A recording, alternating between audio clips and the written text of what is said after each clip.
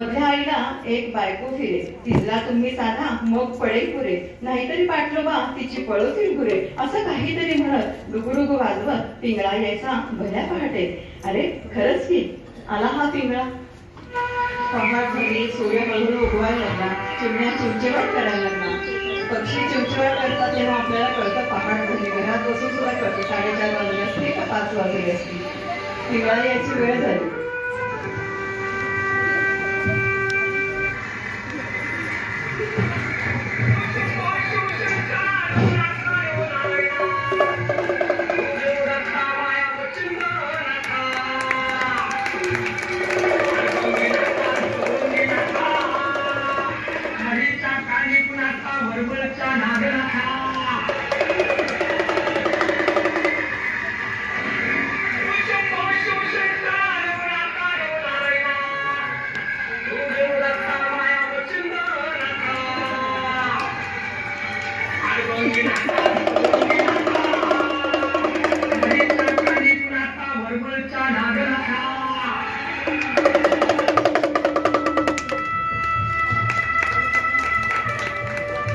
आता दुसरा आहे वासुदेव. वासुदेव सुद्धा पहाडाला गेला. ते तर निघतातच सकाळी सकाळी. या बघा सगळ्या पाणी भरायला निघालेल्या आहेत. खूप छान.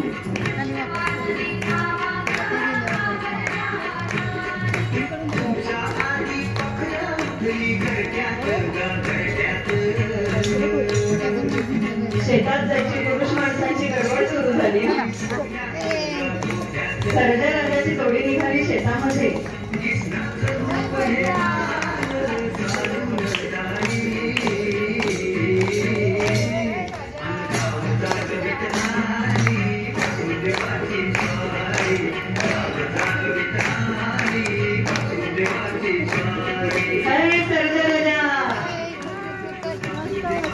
खूप छान खूप छान.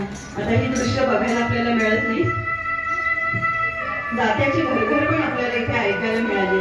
त्यामुळं जातं म्हटलं की ओवी ही आलीच. त्यामुळे आपण इथे ओव्या ऐकूया जात्यावरच्या.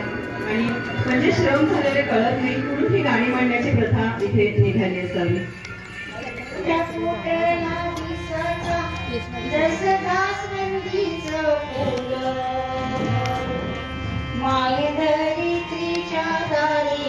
पडे देवाचं पाऊल.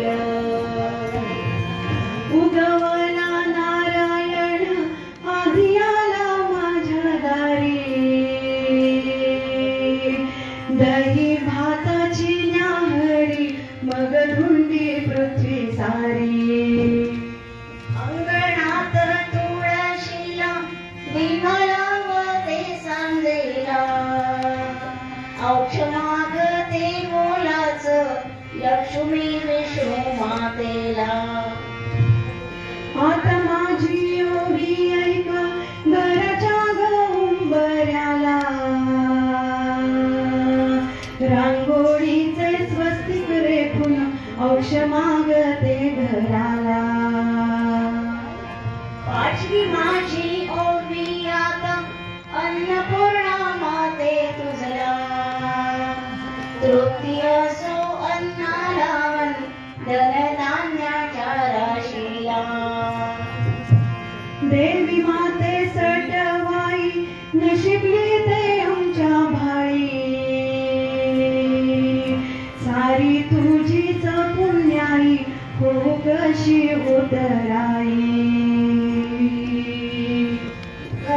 माझे चंद्रमौळी नाही नुसते चप्पर. शेण येणलेल्या माझ्यावर गाली मायेची मुंगर.